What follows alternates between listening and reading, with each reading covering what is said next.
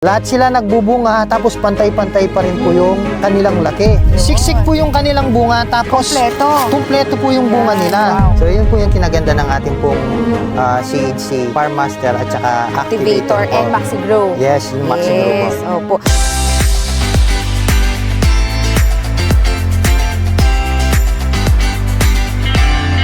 Hello mga ka-agri, this is your Agripreneur Queen, Liza Cabral.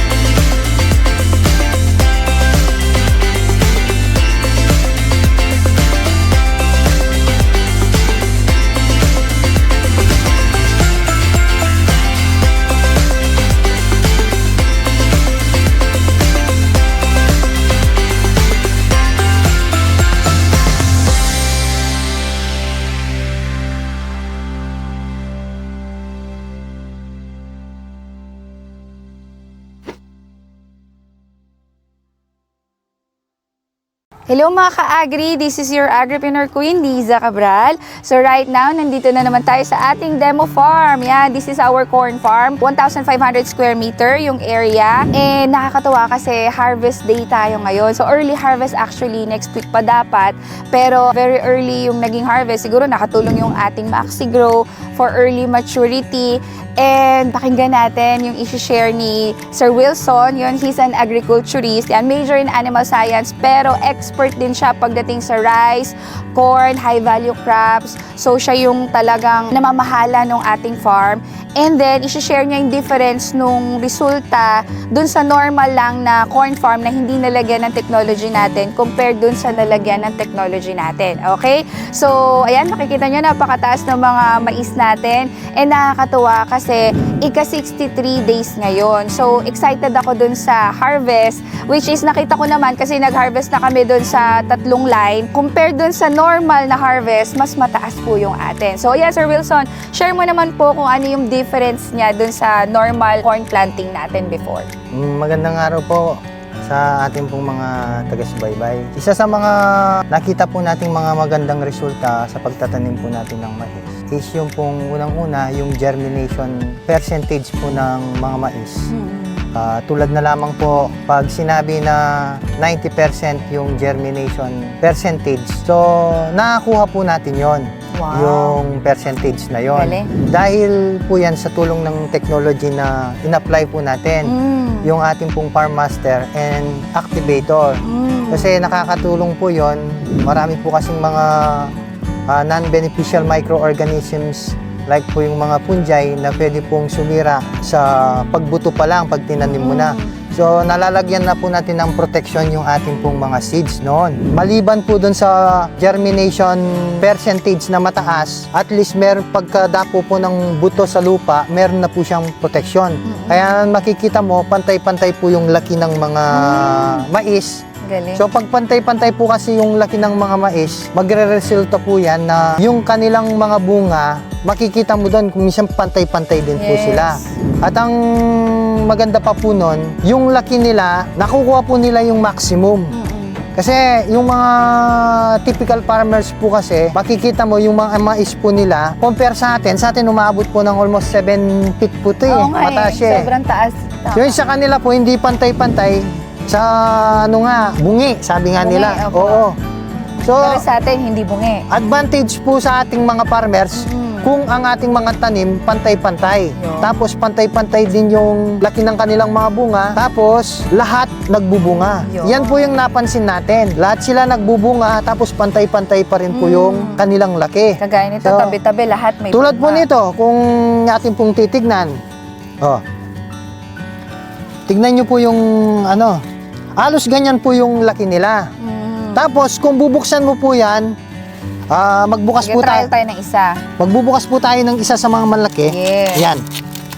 Yun. Siksik po yung kanilang bunga, tapos kumpleto po yung bunga Yan, nila. wow. Ngayon, titignan po natin yung yung sinasabi po nilang segunda. Ito po yung mga segunda na sinasabi po nila. Oo. So, ilan yung percentage ng primera at segunda? Sa primera po, nakakuha po tayo ng almost 80% sa primera. Pero normally, mga 60 lang, di ba? Sa mga typical farmers po na nagtatanim ng mais, lalong-lalo na po yung flooding type, yung pagpapatubig po nila, nakakakuha lamang po sila, nagpapasalamat sila kumakakuha ng 70% sa kanilang primera. Okay. Sa atin po, umabot ng 80% 80%. pataas. Tapos tignan po natin yung tinatawag po nilang segunda. oo. Opo. Yun po. Ang ganda po ng buo po yung... Ganda pa rin, oo. Mm-mm. Yan po, nagkaroon po siya ng yellow. Meron pong, ano po yan, cross-pollination. Yun. Ibig sabihin Oo. pagka nagkaganyan. Yung meron po mga nagtatanim ng mga ibang mais dito, may mga insekto. Okay. So, nagpe-fertilize po yung mais. Okay. Natatransfer niya po yung pollen ng, ng mais. Pero very less lang po yung ganyan. Hindi po, ito wala naman po siyang hindi naman po siya problema. Reject, okay. Hindi po siya reject. Ito po, nangyari lang to. Kumari, meron po mga nagtatanim ng mais doon sa kabila. Malakas yung hangin, insekto. Sweet corn yung katabi natin yan. Kaya naggaganyan. Kaya na ganyan. Opo. Kasi kumain siya doon, Opo. tapos na-transfer niya Na-transfer dito. niya po dito. Alright. Okay. Yung mga katabi po natin. Ayan po yung ano nila. Cross-pollination. Makakuha din po tayo sa ano po natin. Tara guys. Ayan, nakikita nyo, ang dami oh. Grabe. Tabi-tabi. Iba-iba po yung location para makita po natin kung ano. Kung consistent. Opo. Yes. Ito po, tingnan natin po to. Yan, sige. Tagal natin itong. Ayan, laki. Mas malaki yan. Tama. Yan. Buo po yung mais.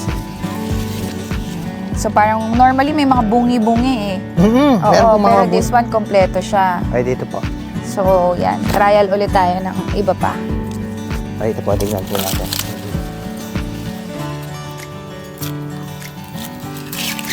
So, ayun. Wow. Ganda. Yan, ganyan po yung mga bunga nila. Mm-mm. Punong-puno. Mm-mm. So, nabanggit po ng nag-ano kanina, Mm-mm. gustong-gusto nilang ibenta. Mm-mm. Compare sa binebenta nila na bungi-bungi, yung mga nakakakain o yung mga customer po nila, ano po nila, inaayawan po nila. Tama. Siyempre, compare dito, mas parang perfect siya. So, how about sa harvest natin, Sir Wilson? Compare dun sa normal harvest, nag-increase po ba yung sa atin? Naggamit tayo dito ng 3,000 seedlings, tama? Seeds? 3,000 seedlings po. Okay, okay. So, naka-harvest po tayo ng almost 700 to 750. Yun yung estimated Kilos. harvest Opo. natin. Oh, laki. 700 to 750 kilos. Sa ano lang po yun 1,500 square meter. 'Di ba? Parang 7 lines tayo eh, no? Sa Opo. 3,000 seedlings. So, yun po yung kinaganda ng ating pong CHC, Farm Master at saka Activator Activator po. and MaxiGrow. Yes, yung MaxiGrow po. Yes, opo. So again, yung protocol na ginawa natin dito, nag-land preparation tayo. Tama, sir? Yes, ma'am. Activator, sinama na natin sa Farm Master. Okay, bago nagtanim. Mga ilang days po bago nagtanim? 3 days bago po tayo 3 magtanim. days bago nagtanim, nag-land prep tayo after magpa-araro. Yes, opo. Okay? Tapos yung protocol natin doon, for example, today tayo nag-apply, kagabi tayo nagbabad. Tama? Yes, ma'am. Opo. So, nagbabad tayo, gaano po karami yung ginamit natin dito? For every 1 kilos of activator, ano po tayo ng 200 liters of water. Pero Pero yung dito sa 1.5, so ibig sabihin parang 200 grams ginamit natin. 200 grams activator. po yung ginamit natin. So binabad natin siya sa 2 balde or 40 liters ng water, tama? 40 liters of water. Tapos 2 knapsack sprayer. Okay, sa Farm Master naman po, 100 grams lang yung ginamit natin. 100 dito. grams lang po yung ginamit natin. Okay. Hindi po tayo nahirapan mag-apply dahil pagdating po kasi sa irrigation, meron din po tayo mga technology na Yun, ginagamit. naka-drip irrigation Like yung system drip tayo. irrigation po. Nakatulong din yun, kaya mas naging maganda yung resulta ng ating harvest today. Ilang days mo, sir, nilagay ang ating MaxiGrow? Yung MaxiGrow po natin, pag magsimula na pong umano yung bulaklak nila, lumabas, Okay. ina-apply na po natin. Yung MaxiGrow. Yes. Ilang application po ginawa Naglagay natin po dito? tayo, 2 beses po tayong nag-apply. Okay. So, ibig sabihin, 100 grams first application, mix sa 16 liters ng water, then apply. Then, after how many days po ulit yung second application? Another 5 days na naman po yun. Another 5 days, nag-MaxiGrow po ulit tayo. Okay. So, ibig Kaya- sabihin, ang ginamit lang natin dito is 200 grams Activator, 100 grams Farm Master, and 200 grams MaxiGrow, which is talagang sobrang mura lang niya. Okay? And naka-reduce po ba tayo ng synthetic fertilizer? Yung synthetic fertilizer po natin, pag ganito po kalaking area, tsaka ganun karaming seed, minsan po gumagamit po tayo ng mga kulang-kulang 1 sacks. One So, sack lang. Opo, almost Ang 50 kunti. almost 50 kilos po 'yon. Oo. Pero sa atin po, nung naglagay po tayo Di ng natin. technology Kasi na si to, Agritech, oo. nales pa po natin ng 25 kilos yung 50 kilos na 'yon. Wow. So, So, sabihin parang 25 kilos lang yung nagamit natin. yes, dito. ganun po siya. For the whole cropping, for the Opo. whole duration. Mhm. Oh, nice. Grabe. So, nakatipid din tayo sa expenses natin. Synthetic fertilizer. Yan, tumaas yung ani. Ibig sabihin, mas mataas yung ating profit. And then, gumanda yung mga bunga. At grabe, yung seedlings natin, mas marami yung na-germinate. Ibig sabihin, mas marami yung percentage na talagang naging ano siya, primera. Tama, Yes, sir? opo. Opo, kasi parang 80%. And yung taas niya, makikita naman natin, iba siya compared dun sa normal lang kasi sobrang taas niya, literal. And before, nabanggit mo, Sir Wilson, is yung marami siyang flower sa taas, ibig sabihin, marami yung mape-fertilize. Yes, Which is ma'am. ngayon na yung naging resulta nung mga na-fertilize. Kaya medyo mataas yung harvest. Tara, tingnan natin kung paano naman tayo mag-harvest. Yeah. So, anything else, Sir Wilson? Okay na tayo? Karagdagan po. Dito kasi sa paggamit po natin ng technology, isa sa mga another kita na sa mga farmers is yung sinasabi po nilang reject na harvest po nila. Pati yun po kasi siksik din yung bunga niya. Ang galing. Oo, kaya ito po, tignan po natin yung mga ano. So, yan yung parang isa ito sa po yung, reject. yung parang reject po nila. Yan. Pero reject, pero malalaki po sila. Okay. Kasi ibig sabihin, okay pa rin po. Considered as good. Yan po, oh. Yan. Mhm. Nice. Parang pareho lang, sir, nung kanina eh. Yan po kasi. Mas maliit lang ng konti. Mas maliit po ng konti yan. Okay. Ito po sila, oh. Pero kompleto pa rin, sir. Ano? Marami pa rin pong bunga. Wow, Mhm. okay. Nice. So, panalo ka na sa market. Tsaka, Pagdating sir, sa- yung silage, di ba nabibenta natin? Yes. Yun yung maganda. Pag ikaw naman nagsa-silage ka, gagamitin mo po yung ano natin. Lamang ka kasi malaki po yung stock ng Stock mga... niya, matataba. Oo. Yes, opo. Kung hindi po ako nagkakamali, yung isang stock nito, ahabot po siya ng 1 kilo. Oh, okay. So kung i-compare mo po Considered yan, malaki na siya compared dun sa normal yes, size lang. ma'am. Kung minsan po kasi yung mga nagsa-silage, manipis lang yung naaano po nilang mga stock ng corn. Konti lang po yung napoproduce nilang silage Okay. nun. Unlike dito, nasa 7 feet na and then malalaki pa po yung ano. Grabe, no? Kung- Parang walang tapon. Lahat talaga from sa bunga to stock, 'di ba? Lahat talagang napapakinabangan natin. Kaya talaga very advisable na magmais din. Pero syempre depende sa ating mga farmer kung ano yung gusto nilang itanim. Normally kasi palay, then after sinusundan ng mais. Tama ma'am. po, tapos ipapahinga yung lupa, then palay po ulit. Yes. Yan. So, guys, thank you so much. Panoorin natin yung harvest natin. So, panoorin natin sila kuya doon. Yan. Kuya, hi naman kayo dyan. Yan, sila yung mga mag-harvest natin today.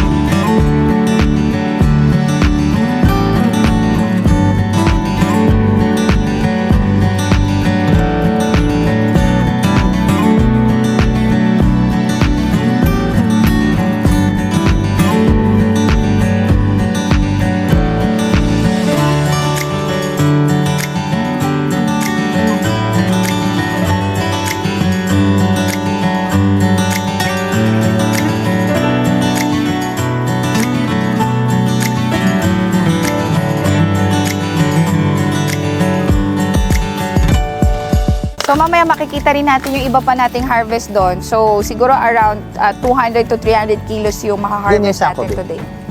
Yan. Ito po. Yan. So lagay natin siya sa sack. So mamaya titimbangin po natin siya.